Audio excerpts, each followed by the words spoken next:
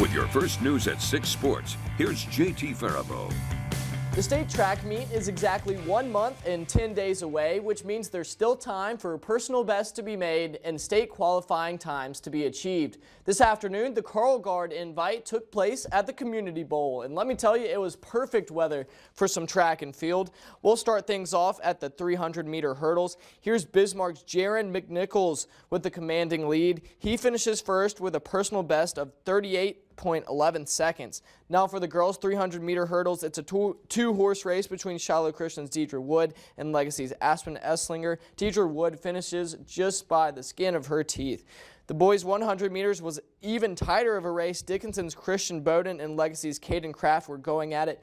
Bowden gets the edge by just 4/100ths of a second in that race. There were 6 Dickinson runners in the girls' 100-meter, so odds were that one of them would win. It's Jaden Atkins who finishes first in Heat 1 in nearly 13 seconds on the dot. In team scores, the Demons lead the way on the boys' side. They're followed closely by Legacy, then Dickinson. It was a good showing for the Class B schools that showed up.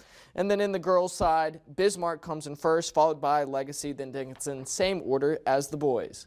Dickinson State and Mayville State are longtime rivals in North Star softball. They took to the diamond today. Dickinson State trailing 5-2 in the bottom. Casey Loa hits a grounder to left field that's misplayed, which allows Haley Davis to reach home, and it ends up as a triple for Loa.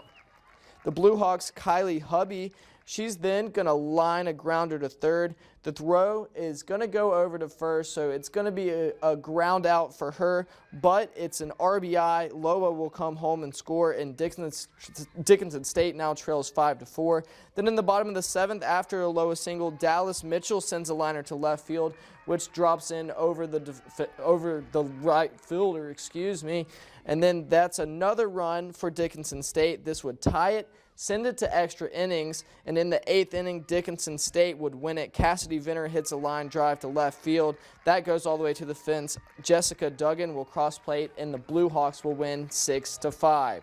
The Mystics hosted the Tetons in a doubleheader this afternoon on the softball field.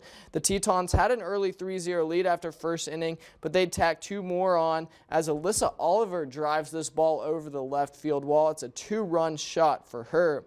The Mystics would try and answer back in the bottom half of the 3rd. Jamison Langlois, she won't let it happen. It's a 3-pitch strikeout for her to end the inning.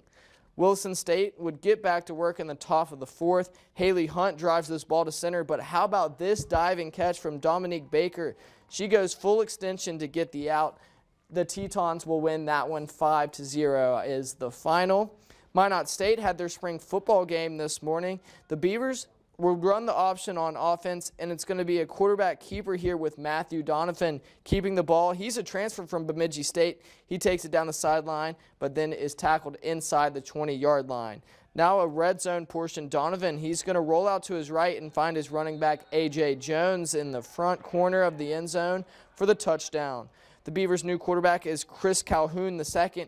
He wants the deep shot to the end zone. He throws it up for Trevor Cotrino, but the long arms of Marquise Hill makes that play, and it's a pass breakup. This wraps up the spring practices for Minot State football. They'll return in August for fall camp, and they'll be outside. Dickinson State also had their spring football game this afternoon. We'll hear from head coach Pete Stanton tonight at 10.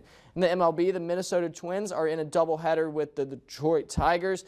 The Twins win Game 1, and they're currently winning Game 2 in the 9th inning. UMary's Tennis wins 7-0 over Bemidji State. It's head coach Vita Saliendrit's 100th win with the program, so congratulations to Vita. Thanks for joining us. We'll be right back.